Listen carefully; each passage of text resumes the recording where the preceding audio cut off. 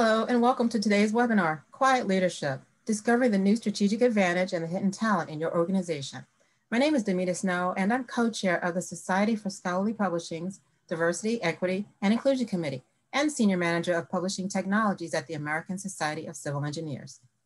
Today's webinar is brought to you by the Coalition for Diversity and Inclusion Scholarly Communications, or C4DISC.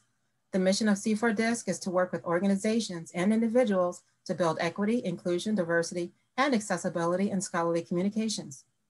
SSP is a founding member of C4DISC and is proud to be the technology sponsor for this event, C4DISC's first webinar.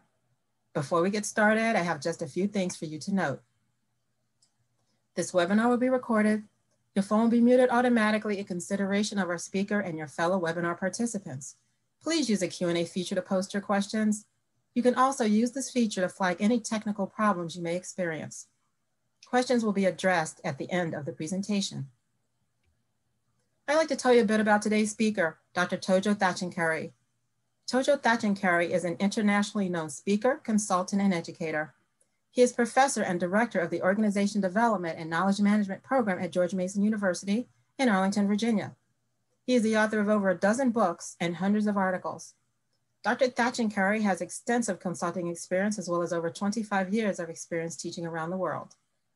He is one of the first researchers to analyze the human and social capital dynamics unique to Asian Americans in federal agencies and corporate America. In his book, Making the Invisible Visible, he introduced the concept of quiet leadership as a key driver for innovation in organizations. And with that, I'll turn it over to you, Dr. Thatchenkari. Thank you, Demita, for that introduction, and good morning and good afternoon and good evening, everyone, depending on what time zone you are in. I am Tojo Thatchenkari. As Demita just mentioned, I will be talking about the concept of quiet leadership. You must be wondering, what does one mean by quiet leadership? And that's exactly what we will discuss today. I would like to explain the concept of quiet or invisible leadership and to show that how quiet leadership is one of the most important competencies that one should develop in organizations, and how can we value quiet leadership in organizations. If you look at these images, you probably recognize all of them. On the top, you have the Hidden Figures image from the movie, the three African-American women scientists from NASA, historical, and they were quiet leaders. I'll explain what did I mean by that. Look at Steve Jobs standing with an iPhone. Now you see Satya Nadella, the CEO of Microsoft. You see the founders of Google and the current CEO and the founders of Disneyland. So what are the reasons I have these images here? Well, let me go and first explain what I mean by quiet leadership and then compare it with something that is not so quiet. In fact, one of them said in the audience in a seminar told me that maybe you should call them noisy leaders who are not quiet leaders. But let me sort of start with a quick check-in about what do I mean by quiet leadership. How many of you have been in a group in which the loudest and the most visible members of the group exerted the most influence on the group's decision-making process, often to the detriment of the group? When I ask this question, generally in an in-person scenario, almost everyone will raise their hand. Next question, how many of you have been in a group in which the most silent and invisible person was the most knowledgeable member of the group and perhaps had the most relevant input and wisdom that would have benefited the group? When I ask this question, almost everyone raises their hand. And the last one, how many of you have been in situations in which you held a perspective that you know was very important, but was not listened to because a few powerful or visible members drowned out your voice?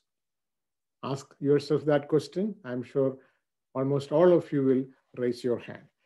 Now, this is basically what I mean by quiet leadership versus the noisy leadership. Together, these three questions point directly to the phenomenon we are discussing today called quiet leadership. It's one of the greatest challenges that we face in organizations, that how do we tap into the wisdom of the minority, the invisible minority who have a lot of knowledge, but not able to share that with others. Nelson Mandela mentioned quiet leadership in the following way. He said that a leader is like a shepherd. He stays behind the flock, letting the most nimble go out ahead, whereupon others follow, not realizing all along they are being directed from behind. So this is from his autobiography of Nelson Mandela. Here is another example. Yoshi Oida is a master performer, and he explained quiet leadership in the following way. He said that in the Kabuki theater, there is a gesture in which looking at the moon, where the actor points to the sky with his index finger. One actor who's very talented performed this gesture with grace and elegance. The audience thought, oh, his movement is so beautiful. They enjoyed the beauty of his performance and the technical mastery he displayed. Then came another actor who made the same gesture pointing at the moon. The audience did not notice whether or not he moved elegantly. They simply saw the moon. See the difference in those two actors. In one, you are paying attention to the actor and his movement. In the other one, the actor was invisible, but you saw the moon. That was the original purpose, to see the moon. The latter is what I mean by quiet leadership. The first one is what I would call the visible leadership, wanting to be seen, and so on. Let me now go back to my first slide. Now, if you look at the image with Google on it, the two people you see there are the founders of Google. Then on the left, you see Steve Jobs. Now, if I ask you, well, you are a special audience, you read a lot, but a general audience may have never heard of the founders of Google, whereas almost everyone knows Steve Jobs. Steve Jobs, there was a movie about him, there are books about him. Steve Jobs was a very innovative leader, brilliant person, but he was a charismatic leader. And if you read his biography, you'll see that he was a bully. He really brought attention to himself. A lot of things were about him. So he was not a quiet leader, but he was, he still brought a lot of innovation. More than half of the people in this audience must be holding an iPhone in their hand now. So we know that Steve Jobs made a big difference, but he was not a quiet leader. He was exactly the opposite. Whereas if you look at the founders of Google, Larry Page and Sergey, they were very quiet. They dropped out of Stanford University while they were doing PhD. They founded Google. Not many people know them. They're a good example of leaders who don't bring a lot of attention to themselves, but equally good in producing innovation. Right to that image is the current CEO of Google, Sundar Pichai, or Pichai, the right way to say it. He's also a quiet leader. Then you have Microsoft, Satya Nadella, another quiet leader. Look at the Hidden Figures women, African-American women, quiet leaders, until the movie came out called Hidden Figures. People didn't even know about the contribution they made to NASA for a very historical outcome. They were not known. They were the invisible leaders, but they made a huge difference. And let me bring finally to the image of Disney. You see Walt Disney and Roy Disney. Everybody has heard about Walt Disney. In fact, that is the name of even the place, Walt Disney. Now, how many of you have heard about the co-founder, the other brother called Roy Disney? Not many people. Very interesting story. The day of the inauguration of the park, Roy was there, and he wasn't really doing a lot. He didn't want to be visible that day because he felt that the credit should go to his brother, even though it was Roy Disney who did most of the work. He's the one who took big loan, worked really hard in the heat to get the park ready, and they were going to go bankrupt. He did all sorts of financial maneuvering. So the person who really created and brought to success Disney was the quiet leader of the two, the Roy Disney. But almost all of us know about Walt Disney, who was very charismatic and brought attention to himself. So now you can see this. You compare these two kind of leadership, and this is not to say that one is good and the other is bad. Walt Disney did make a difference. So did Steve Jobs. They were, Steve Jobs created a lot of innovation, but others also did. The founders of Google and the current CEOs and etc. So the whole point here is that in corporate America or organizations we are familiar with, most of us focus on the visible leadership. We talk about being assertive and proactive and taking the lead, and the leaders who bring attention to themselves, they are the ones we normally call charismatic leader. Charismatic leader. In fact, the whole concept of leadership is very American. There's a concept called American exceptionalism. Many of you might have heard of that. Alex Tocqueville introduced that concept of American exceptionalism when he visited America. And later on, Marty Lipset, one of my colleagues at George Mason, wrote about it. But the whole concept of American exceptionalism is that America has this focus on entrepreneurship and really doing a lot of stuff, taking ownership. It's also called an internal locus of control from a psychology point of view, meaning that you are responsible for your success, not anybody else. It is an individualistic society. And this is one of the reasons entrepreneurship is the highest in the United States than any other country. Again, the whole focus is on you. So the idea is that you are responsible for your success. Of course, if you fail, you can blame others. That's a different story. But that whole focus on individual is what makes leadership also very individually focused. In that scenario, quiet leadership is a hard one to practice. But you can see that many of these leaders were quiet leaders and they made a big difference.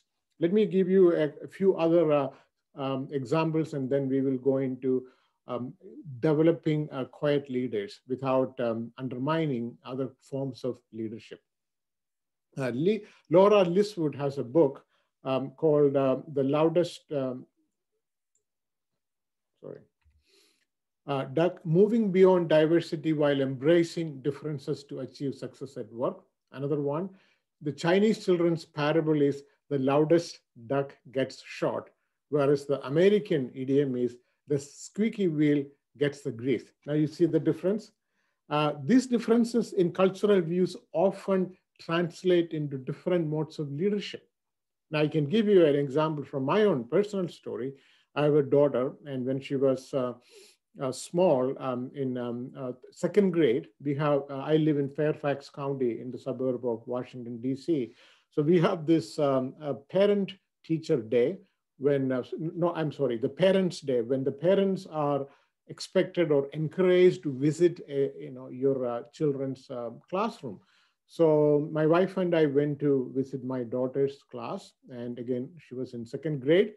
And it was a math class, mathematics. And the teacher asked a question and a simple math problem. And I saw lots of hands go up. Again, remember it's second grade. Lots of hands went up. They were all white boys.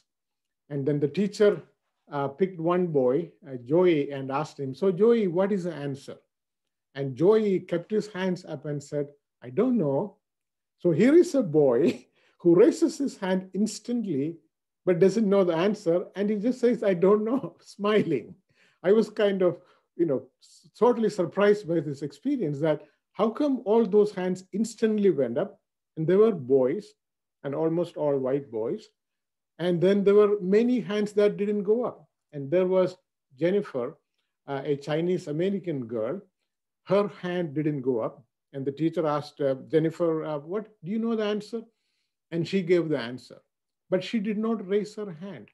And that event left a mark on me. I wondered, what is the reason this Chinese American girl didn't raise her hand? It's because she has been taught the values of humility, and also that, the loudest duck gets shot. Don't bring too much attention to yourself. The whole concept of karma that you have in Hindu philosophy. Do your duty, rewards will come to you. Don't seek rewards, it will come. But do your duty. That is the whole concept of karma. So these cultural values play a big role in how we behave in organizations. Another famous book, Quiet, The Power of Introverts in a World That Can't Stop Talking. It was Susan Cain, 2012, became a bestseller. Same concept that there are leaders who are really introverted and they're very creative, but they may not get the visibility. And another one, The Introverted Leader, Building on Your Quiet Strength by Jennifer Canbiel.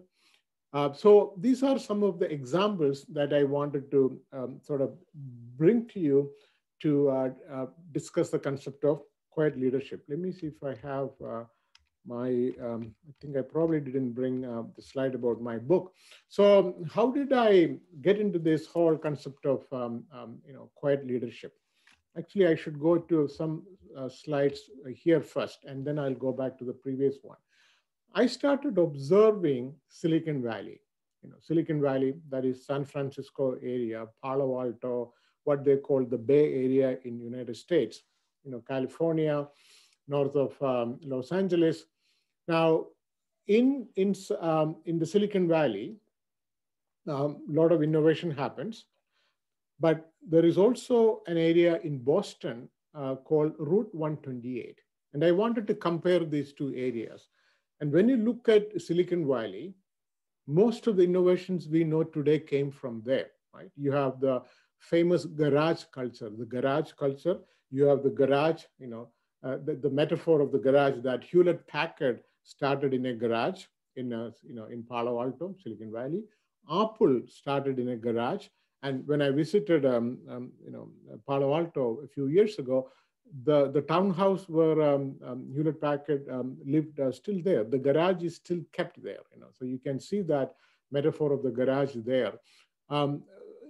Then what else? You got Google, you've got LinkedIn, you've got Salesforce, of course, Apple, even Facebook that began in Boston moved to Silicon Valley. So I started asking myself, what is the reason most of this innovation is coming from this tiny area called Silicon Valley? Okay, and even Microsoft in Seattle, it is still in the West Coast. But Silicon Valley is not a very historic place. There is just one university there, Stanford, the famous one. But then you look at the East Coast, New York and Boston. In Boston, you have Harvard and MIT, the two world famous universities, a lot more older than Stanford. But you don't hear about that many innovations coming out of the Route 128, despite the presence of the famous MIT and Harvard, and then of course, Columbia in New York and so on. What is the reason that historic place didn't create as much as innovation as Silicon Valley? Interesting thing. I found out that it has to do with the concept called appreciative intelligence, but also about quiet leadership.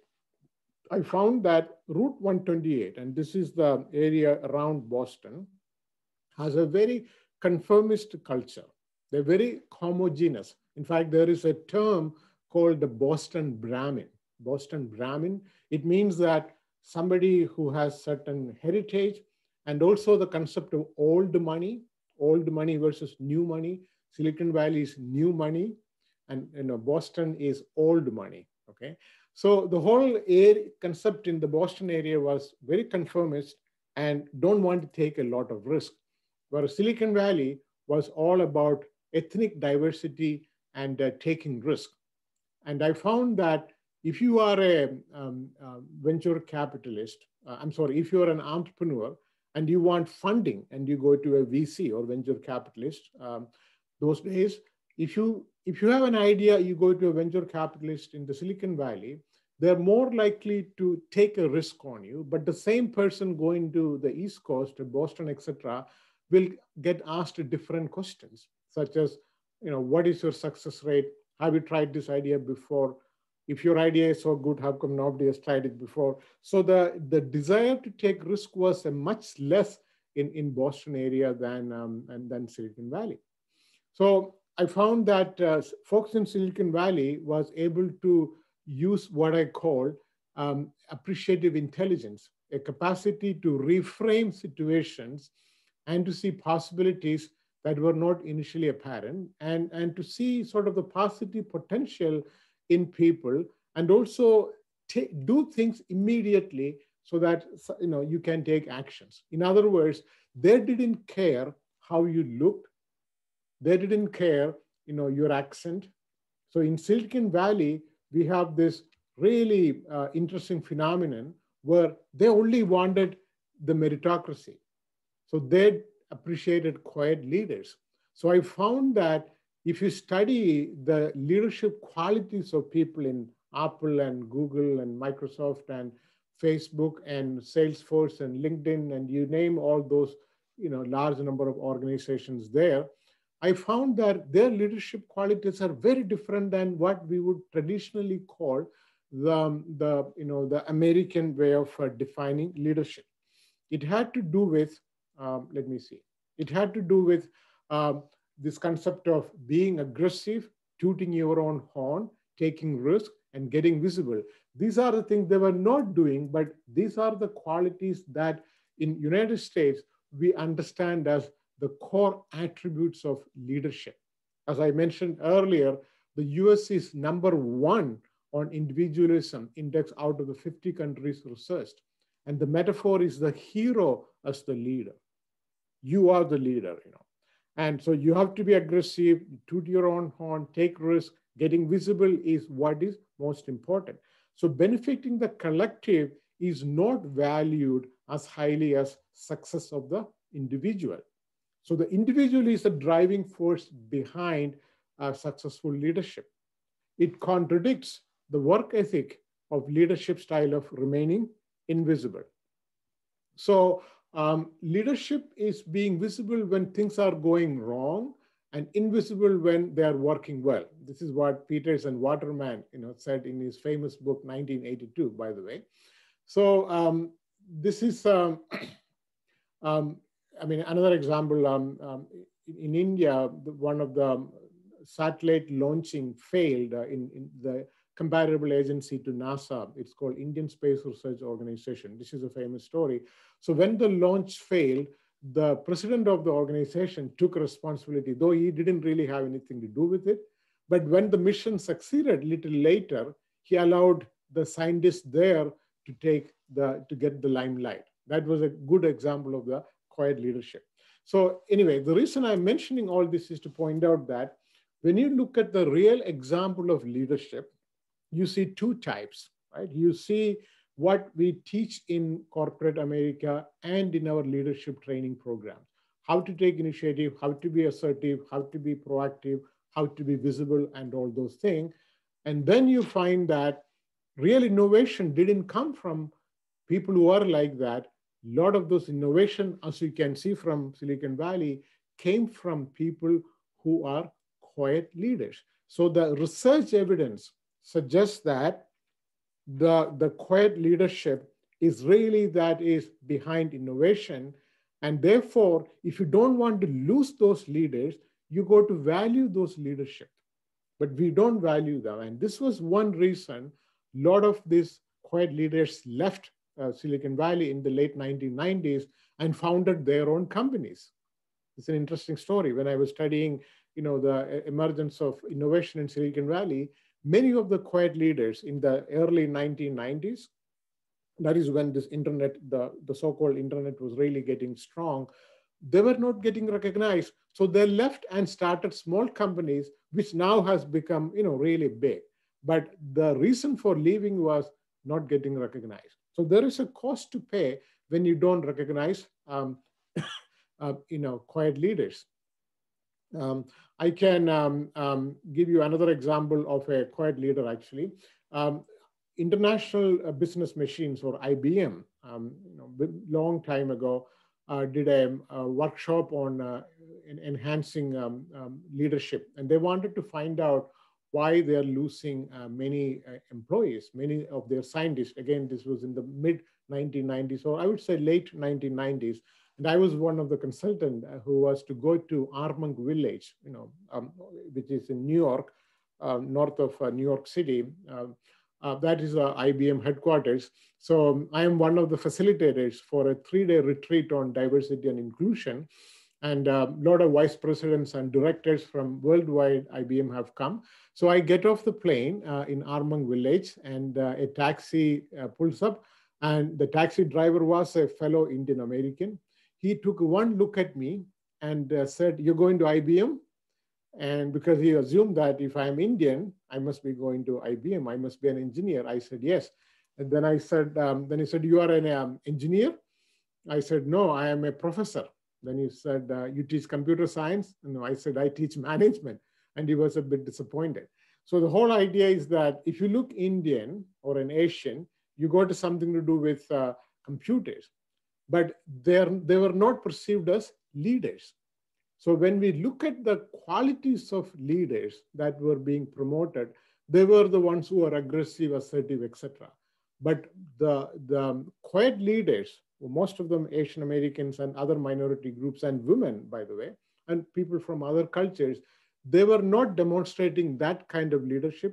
Therefore, they were not getting promoted. And as a result, organizations were losing the capacity for innovation, as well as limiting the professional development opportunities of those individuals. Now, let me qualify what a quiet leader is not. A quiet leader is not the same as a quiet person, by the way. A gregarious person can be a quiet leader. Quiet leaders are respected and have a reputation for high integrity and getting things done. Let me go to this comparison now. So earlier I described what were the sort of the non-quiet leaders, but the core elements of the quiet leadership are collaboration, long-term focus, and rewarding the whole. Collaboration means driving towards consensus, teamwork. Leading is done through facilitation versus direction. And they have a long-term focus, that is developing leaders at all levels, managers to the future and not managing to get things done. And they are substance driven, looking for the long-term benefits versus instant gratification, and rewarding the whole, recognizing the team, not just individual recognition. And they emphasizes meritocracy rather than a star leadership culture. Invisible leaders have a strong desire for more visibility, but not for the sake of themselves. That is an important thing. What they really want is visibility for the outcomes, the concrete results, and the contributions of their leadership. Now, I want to put this in the context of what I call doing versus showing leadership. Now, it's interesting that historically, United States was based on a doing leadership, that US built its leadership in innovation and entrepreneurship by being a doing culture and by practicing a doing leadership style. Think about the Second World War. During the Second World War, and right after that, United States was at the peak of their doing leadership. You had General Motors, the Ford, GE, IBM, and it was an honor for a parent to say, my son worked for Motors or Ford or General Electric or IBM and so on. So it was the engineers who really built that culture of innovation and entrepreneurship. They were not the financial genius. They were the people who really knew how to make things happen. And they were valued. They got promoted. Many of the CEOs at that time were actually engineers, because the engineers are generally regarded for their technical capability, or what we call meritocracy. They know how to do things. But now the pendulum has swung too much to the other side. United States has become what I call a showing culture, and leaders are preoccupied with, in being in the showing mode. In other words, they are more interested in looking good as opposed to really being good. What does that mean? Well, if you are a CEO of an American company, your focus is on what is called the quarterly reports. Every 3 months, Wall Street listens to those reports. How did you do today? And there are expectations, before the earnings release, and you have to exceed the expectation, not just meet, exceed. If you don't exceed the expectations of the Wall Street, your stock goes down. If you exceed in a big way, they call it a beat, then it goes up. And if you didn't meet the expectation, you're finished. The stock crashes. So this is what we call the showing culture. So what do CEOs do? They do everything to make money. The focus is not so much on building talent. It's about what are the cheapest ways I can make these things and be most profitable. And this is how outsourcing began. When all those jobs were sent outside, the rationale was that, we're going to make things cheaper, so we will make more profit. And now we know what happened as a result of that. When COVID-19 hit, we didn't have enough, ventilators, because we don't make them anymore. We couldn't do a lot of things because we didn't know how to make them. And I said we, in the United States, folks didn't know because they were all outside. So this whole outsourcing, that happened in the late 1990s and early 2000, actually made US companies more profitable, and they looked good, but they were not actually doing good. That the real innovation capabilities were moving outside. Now, when you go to India, which I visit often for my research, you go to New Delhi, Mumbai, and Bangalore, and all these places, we're not talking about call centers anymore. We're talking about innovation centers, research and development lab, Microsoft, Google, Facebook, Amazon, you name it, Pfizer, Merck, AstraZeneca.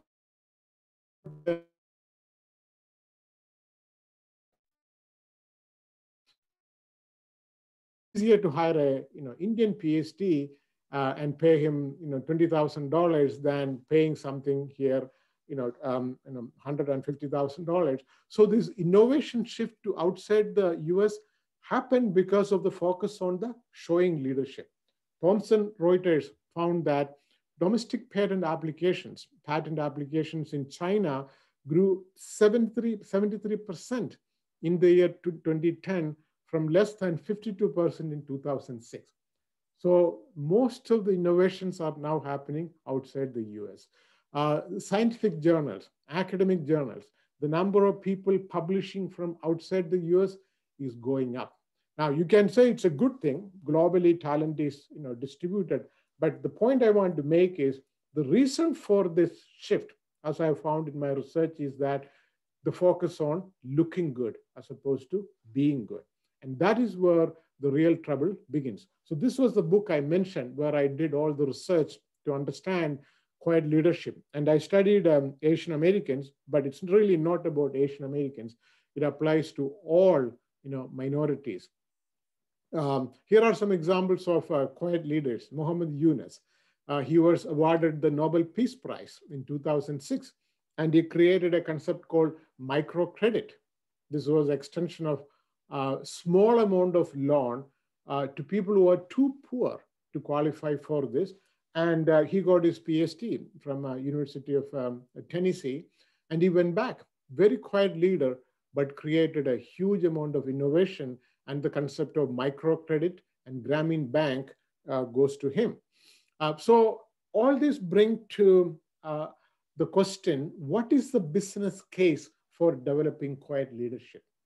Now, I hope I made the case for developing quiet leadership by showing that The real innovation has happened in places like Silicon Valley, where the leaders are not demonstrating the so-called leadership training qualities that human resource department are pushing, that everybody develops, and that moving to this showing leadership culture has negatively impacted the innovation capabilities of United States. Therefore, if any organization, whether you are US or elsewhere, if you want to become an innovation leader, you go to promote your quiet leaders. You go to promote them, seeing that as a hidden talent. They are the hidden talent. In fact, it's almost like that movie that I showed you, the image in the first, one of the first slides, the hidden figures. The hidden figures are really the hidden talent in organizations. And that talent is quiet leadership. So if you are a leader and if you don't develop that quiet leadership, you're going to lose, and they will also lose. So the question is, how can we create new activities and services and fulfill the mission of your organization? And I would say start with an appreciative inquiry of the organization. That's something I've promoted for a long time, looking at what works in an organization. What are the success stories? And when you ask what are the success stories, you're more likely to hear stories about the quiet leaders. Create an intentional strategy to positively value multiple styles of leadership, including quiet leadership. So I don't want to give the impression that the other kind of leadership is bad. So Steve Jobs did create innovation, even though many people saw him as a bully and his style was nothing but quiet. They do make a difference. So this is not to say that now we are going to only promote quiet leadership.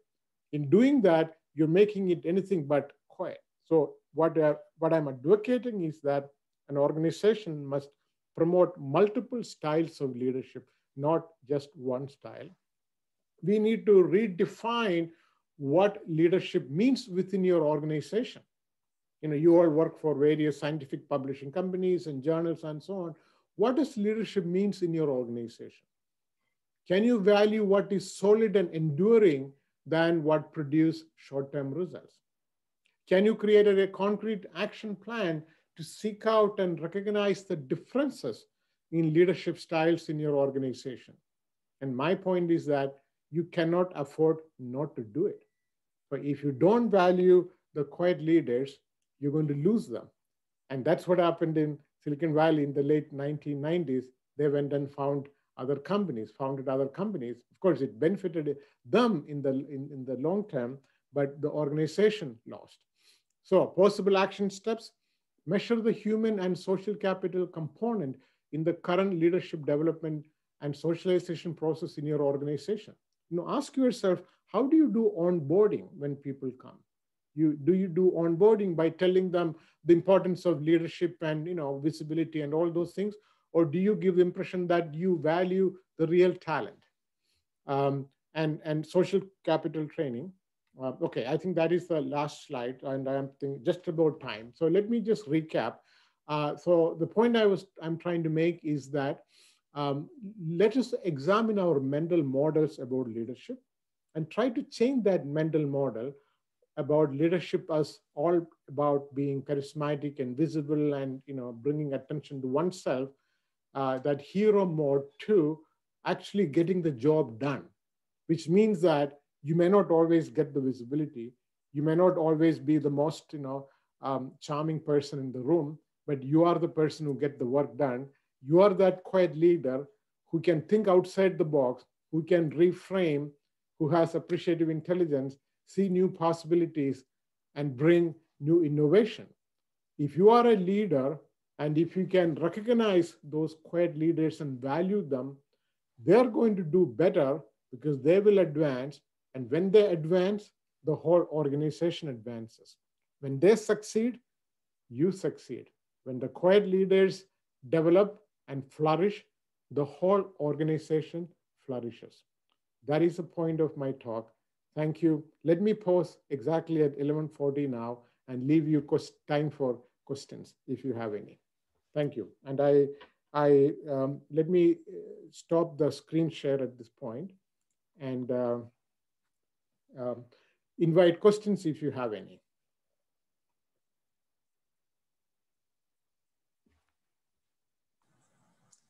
Otherwise, I can talk. Yes, I do see some questions.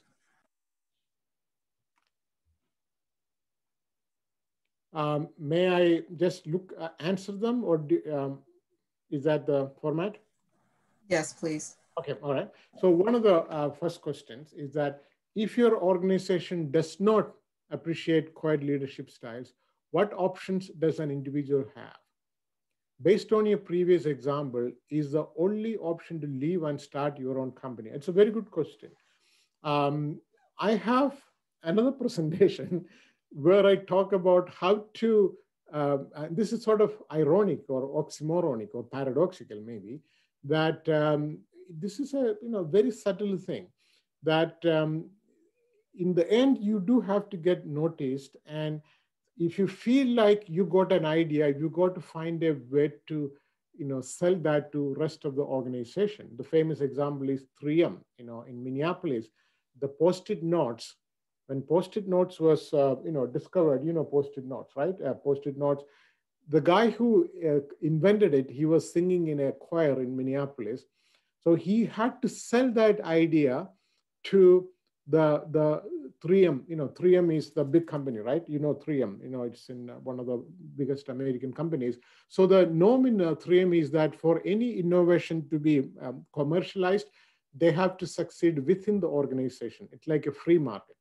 So the engineer who created it, who was a quiet leader, but he was smart. So he took this prototype of the post-it notes and gave it to the secretary on the 13th floor. Those days, presidents sat on the higher floor.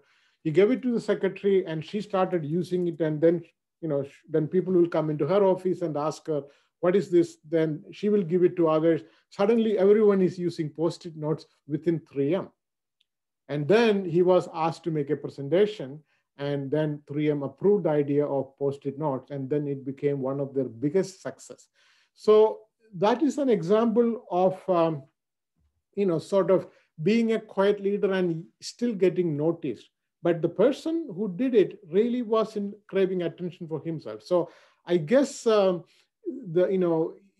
options are either to get noticed, which is not easy, but don't give up your qualities, and push for it. I mean, all the examples that I have seen in Silicon Valley and other places is that, at some point there is a tension building whereby you got to make a call. This famous book, Exit, Voice, and Loyalty. That's one of the most. It's a very short book. The title is Exit, Voice, and Loyalty. It says that either you be loyal to the company, or you voice your frustration, or speak up, or exit, leave. So I would say you're already loyal. So I would say your choices, the first option should be voice, that speak up, try to say something about what it is. Again, remember, it's not that the quiet leader is shy. The quiet leader has the courage, but he doesn't bring attention to himself.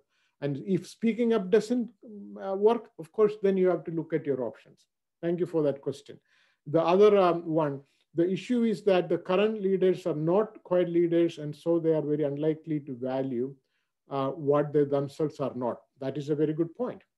It is true that people look at what they have seen around us, right? And that is, they believe that the way to succeed is to do what they did. And I can give you another example. I was doing a consulting in a company in the Chicago area, a very famous telecommunication infrastructure company. They were building the pipe, for the internet. Which means that, like the Cisco, they're not Cisco, but they are the ones who have the infrastructure. And in this company, they have merged since then, thousands of employees. They have performance appraisal, and only 10% of the managers can get the rating of 5, which is the highest, and that 10% will get a salary raise. So when the vice president looked at the people who get this 10% this high rating, they were all white males. But the company is, has about 25% Asian Americans, Chinese Americans, and Indian Americans who are all engineers and project managers. So the vice president hired me to wonder how come, I'm not getting these Asian Americans who are really smart, but they're not getting this rating 5. And I want to know what is going on. So I started doing the interview. So I would go and talk to these people. So the project managers who are in John Deere and Caterpillar and all these places, they are from this company, but they work on site. So what they do is they go to the customer in the morning, they work with the customer, and once the job is done, they will go to a McDonald's and write, or Burger King, write a report to the boss, and because they wanted to stay with the customer, and the customer, this is the client, was really happy. Whereas the Caucasian Americans will go back to their office, talk to their boss, who was almost always a white male, and ask for advice how to deal with stuff. And so the person was mentoring these Caucasian male employees. So when the time for promotion came, they remembered the stories. They remembered the people who were next to him. So the vice president saw the people who were asking for his advice and who were with him. He didn't see the folks who were away, but they were the ones who were really doing stuff. So then he realized, my God, I need to change. I need to change. I shouldn't assume the way I advance in the organization is the way everyone should advance, or that is the right way. I need to think differently. So this vice president was quite a reflective leader. So he understood that his way of measuring leadership is not the right way. So that is how, but if the person is clueless, yes, it is not a good scenario. Another question, do you feel that, well, will the slides be shared? Yes, I can send it to Mary Beth and Damitha afterwards. Do you feel that any one leader should show multiple forms of leadership, quiet or more demonstrative in a different situations? Or is success for an organization more dependent on getting a mix of individuals with different leadership styles? That's a good question. I would say, yes, it is a different leadership style. I mean, imagine an organization where everyone is a quiet leader. That's not going to work either. You do need people who can go to Wall Street and go to CNBC and be on a TV show and talk up the company, etc. But you also need people who are really behind and doing the innovation. So you need both kind of people. And some people are better suited for that. So there is no point pushing a quiet leader to go on, on television on CNBC and talk about the company. But you got to value that person in any case, even if he doesn't, go on TV and be visible. So that is where the deficiency is, that assuming that the visible people are the only good ones. But your question is a good question. Yes, the different leadership style is what we need to value. Another question, how can you establish Gravitas as a leader when the more dynamic person gets more attention, especially for Asian and women? That's a good point. Again, this is the challenge we are facing, that on the one level, it is the charismatic person who gets ahead. And I've seen that in front of my eyes, quiet leaders getting neglected. So what I do is I try to convince the senior leadership that, look, you got to change. The world is changing, and you're not going to be the leader anymore.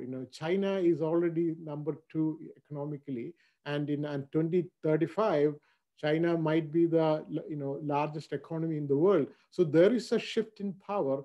So you can't just assume that whatever you've done is going to work. So it takes time. So, but there's no short-term solution. I agree that, but it's all about the leader, the senior leader, taking the responsibility to recognize quiet leadership and promote it within the organization.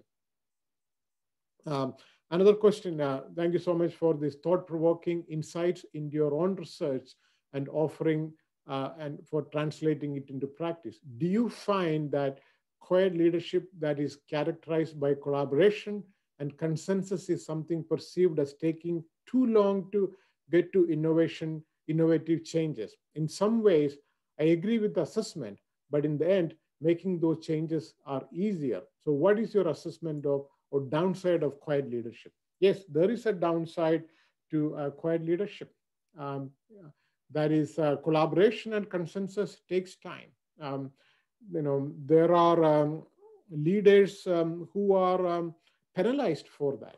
But then there are leaders who also have succeeded really well. When Satya Nadella became the CEO of Microsoft, it was only 2014, Microsoft was losing market share because they hadn't gone into cloud.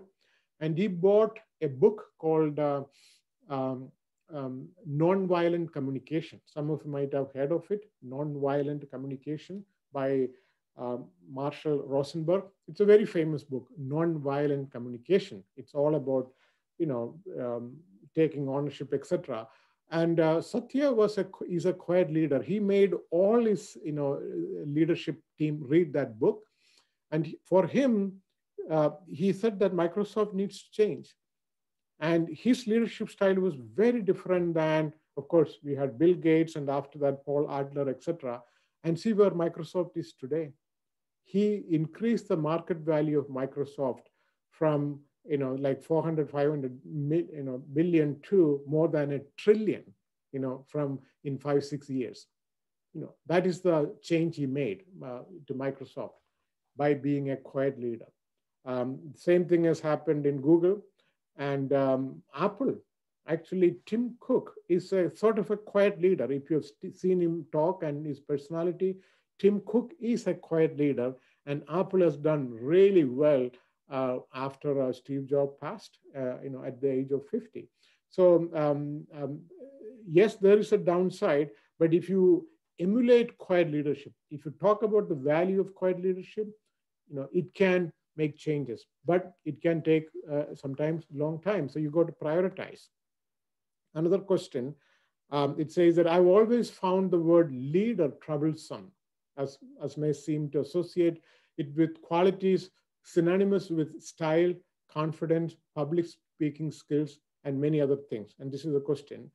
We saw this in the United Kingdom with conversations around Jeremy Corbyn not having leadership qualities. What many felt about his suitability for leading the opposition party of the Labour. He has great integrity, years of service, and was well known in his local community for making a difference and improving lives. He has a maybe uncontested re-election record, etc. So the question is, what are the drivers to make the qualities looked for in national leadership shift? Are we looking for at decades, centuries, or change sooner? Well, look at New Zealand. I mean, look at the woman president of New Zealand. I mean, she's a quiet leader, and she has become a role model for leaders all around the world. And of course, New Zealand is a small island. I have 2 sisters living there, and they have no COVID now. It's easy because you're an island, but look at her qualities. I mean, she took her her child for nursing to to breastfeed to the parliament. She didn't shy away from it. And also look at Scandinavian countries. There are, I think Finland has, or one of the Scandinavian countries, I should have done my reading, has all women ministers. So we have found that women, even though many of them are quiet leaders, once they are in leadership positions, they do a lot better. I remember in Finland when I, where I do a lot of consulting and teaching. When I talk about American qualities of leadership, they feel like, yeah, America is all about show, because Finland is a country of engineers. They believe in doing things. So they don't like this charisma or bringing attention to themselves, kind of a thing. So when I said we should give the best performance award for a manager, they said no, we don't identify one individual. It is a team. This is Finland, not Asia. Finland. They said that we don't like to give stars to one person. It's always a team. And this is a country where when you are very rich, you don't want to you don't want to show it. And I found that There were wealthy individuals. One particular manager, he bought a Jaguar, but he took out the emblem of the Jaguar when he was driving because he didn't want to give the impression that he's very wealthy and he has very much money. He wanted to look like everyone else. That was a culture in Finland. So there is this whole notion about collegiality and not bringing too much attention. That works. About leadership qualities, yes, we are seeing that trend. In Joe Biden is a quiet leader, and compare with our ex-president, huge difference, right? Joe Biden, the US president, really is a quiet leader. And so we have many examples of leaders, and especially the women leaders in the world. Another question, we are almost out of time, but let me see whether I can take this. To what extent does the concept of quiet leadership track along gender lines? I was struck by your 128 and Silicon Valley analogy. At the latter is nonetheless a broad culture. I'd be interested in hear about on this topic, like Susan Cain, etc. Well, gender lines, yes. Well, women are a lot more quiet than men. We know that. There are a lot more women leaders who are quiet than men leaders. So there are gender differences there. And in a way, it is a good thing that as more and more women get promoted to leadership, you will see more value in collaborative leadership style and a quiet leadership style. And at what point do organizations express a desire to shift their mental model to ensure quiet leadership qualities are promoted? I guess when they feel like they are in trouble, they are most likely to do things differently. Just like we saw in COVID, people started working from home because the environment forced them. So I believe that when the environment gets really difficult, they're going to value that we got to look at people who are really innovative, no matter where they are aggressive and go-getters and so on. A question to me, do you consider yourself a quiet leader? Yes, I do consider myself as a quiet leader. And I must say, I'm still paying a price for it. I mean, I don't talk about me a lot. And oftentimes I've found that I don't get the visibility. And but I feel comfortable the way I am. And I've experienced it, firsthand, the price to pay for being a quiet leader. I see a lot more questions. I don't think I can get to them because I do want to give 2 minutes for the organizers. Let's see, the other questions are, let's see. Let me see if I can quickly get to that. Let's see, what are your thoughts on quiet leadership during the pandemic? The transition seemed easy, but cultural transformation has been very difficult remotely. Some leaders expect the same or even more output in the pandemic and are insensitive to the fact that there are kids at home and our working spaces aren't ideal, etc.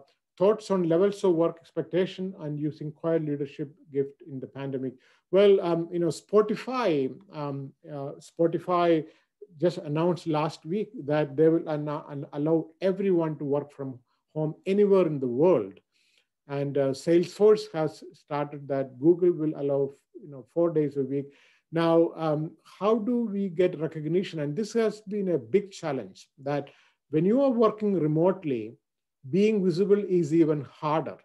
So your productivity goes up, but when it comes time to get the promotion, if you haven't somehow talked about what you accomplished, you do pay a price. So it is harder to be a quiet leader in the remote, in the pandemic environment. So that is something leadership or the, must look at, that what can they do to make sure that people who are quiet leaders who are already suffering will not suffer more because of the current situation. It's harder to get noticed during the pandemic. And another question, let's see. We need more high-profile quiet leaders to shift the media obsession with loud leaders, yes, or noisy leaders. I was dismayed at the media coverage of Trump's speech this week. We need this obsession to stop. Yes, I agree that, what Trump has done really shows the dysfunctionality of this style of leadership, the noisy leadership. It's all about being aggressive, not about truth. And at least we have one success story now with the Joe Biden winning. but I know that it is not as solid as we think, that we don't know what lies in the future, that there are warning signs in the horizon about this loud style of leadership. So I hope that more and more people recognize the value of quiet leadership. And just like the recent success in the United States with quiet leadership at the political level, and more countries across the world, especially with the women leaders taking presidents and prime ministers' role, I'm hoping that a trend and a model will be set for quiet leadership. With that, let me stop and thank you for your for listening to my webinar. Thank you all for participating in today's C4Disc webinar. Thanks also, of course, to Dr. Thatchenkari for his time and his engaging presentation. Today's webinar was recorded, and all registrants will be sent a link to the recording when it is posted on the C4Disc website. This concludes our session for today.